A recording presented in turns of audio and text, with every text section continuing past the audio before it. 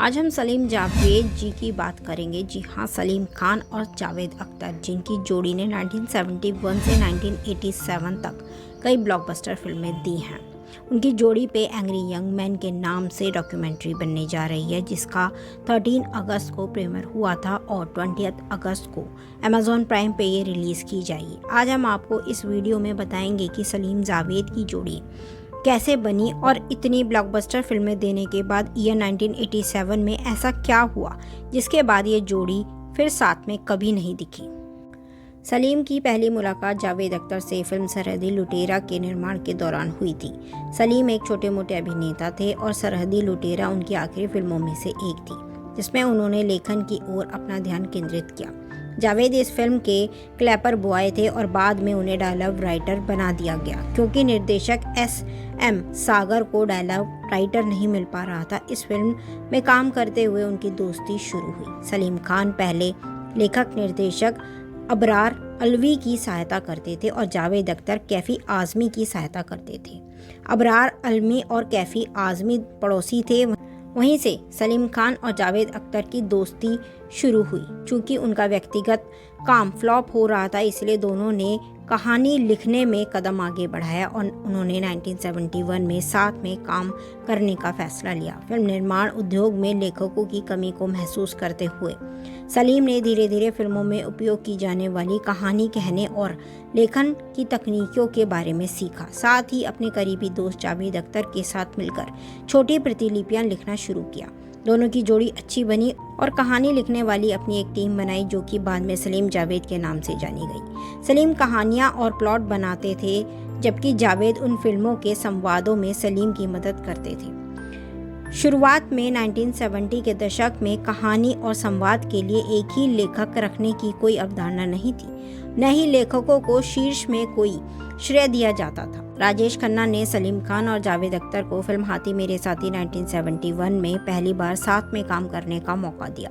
जावेद अख्तर ने एक इंटरव्यू में कहा था, एक दिन वह सलीम साहब के पास गए और कहा कि मिस्टर देवर ने उन्हें एक बड़ी साइनिंग राशि दी है, जिससे वह उनके बंगले आशीर्वाद का भुगतान पूरा कर सकते हैं। लेकिन फिल्म देवा चेयल, जो कि रीमेक फिल्म थी, की कहानी कुछ अच्छी नहीं है और यदि हम दोनों मिलकर इस स्क्रिप्ट को ठीक कर दें तो उन्होंने वादा किया है कि इसका पैसा और श्रेय वो हमें दोनों को देंगे। सलीम जावेद को जी.पी. सिप्पी की सिप्पी फिल्म्स द्वारा पहली बार लेखन के लिए काम पर रखा गया। उन्होंने 24 फिल्मों में साथ में काम किया, जिसमें कि 2 कन्नड़ फिल्में थीं, प्रेमदा कनिके और राजा अन्ना राजा शामिल। सलीम और जावेद की सफ़र काफ़ी अच्छा रहा। उन्होंने साथ में कई ऐसे स्टेप उठाए जिनको आज भी याद किया जाता है। शुरुआती दौर में सिनेमा के पोस्टरों पर स्क्रिप्ट राइटर, कहानी और स्क्रीन प्ले का नाम नहीं होता था। जब सलीम और जावेद को एहसास हुआ कि इस जोड़ी ने बहुत मेहनत की है और उसे उचित पहचान नहीं मिल रही, तो उन्होंने शहर में लगे सभी पोस्टरों पर अपना नाम लिखने का फैसला किया। उन्होंने एक रिक्शा किया और उस पर पेंट की बाल्टी रखी और पूरे रात सारे पोस्टरों पर अपना नाम खुद ही लिखा। इसके बाद निर्देशकों ने भी पोस्टरों पर अपना नाम लिखना शुरू कर दिया। साथ में काम करते हुए सलीम खान कहानियों और पात्रों को विकसित करने के लिए काफ़ी हद तक जिम्मेदार थे। ऐसे करके दोनों ने फिल्मों के पोस्टर में अपने नाम के साथ लेखक की भूमिका को भी लोकप्रिय बनाया और कुछ फिल्मों में उन्होंने अपने प्रॉफिट का 25% तक साझा किया था। सलीम जावेद ने 1970 के दशक में भारतीय सिनेमा में क्रांति ला दी थी। बॉलीवुड के फार्मूले को बदल दिया और उसे नया रूप दिया और बॉलीवुड ब्लॉकबस्टर मूवीज़ का एक नया दौर शुरू हुआ। रोमांटिक फिल्मों के अलावा और भी कई तरीके की फिल्में हिंदी सिनेमा में बनने लगी। उनका साथ 1982 तक चला, जब दोनों ने अलग होने का फैसला लिया। इसके बाद जावेद अख्तर ने 1981 से लेकर अब तक करीब 80 फिल्मों में गीत लिखे हैं और 20 फिल्मों की कहानी लिखी है, जबकि सलीम ने 1983 से 1996 के बीच 10 फिल्मों की कहानी लिखी है। अलग होने के बाद उन्हें 2 फिल्मों में साथ में काम करने का श्रेय दिया जाता है, जमाना 1985 और मिस्टर इंडिया 1987, क्योंकि ये कहानियाँ पहले लिखी जा चुकी थी उनके अलग होने से पहले।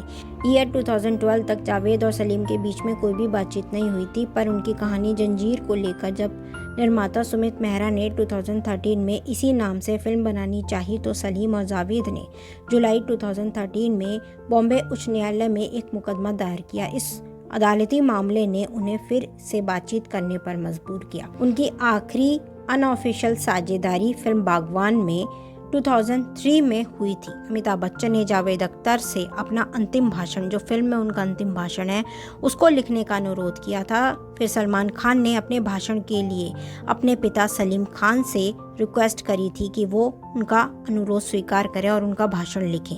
हालांकि न तो सलीम खान और न ही जावेद अख्तर को इस बात का कोई श्रेय मिला था। आपको सलीम जावेद की जोड़ी कैसी लगती है और इनकी लिखी हुई कौन सी कहानी आपको सबसे ज़्यादा पसंद है? कमेंट कर बताएं ज़रूर। और हमारी जानकारी आपको कैसी लगी ये भी कमेंट कर बताएं ज़रूर। हमारे चैनल को लाइक कीजिए, शेयर कीजिए, सब्सक्राइब कीजिए। Thanks for watching.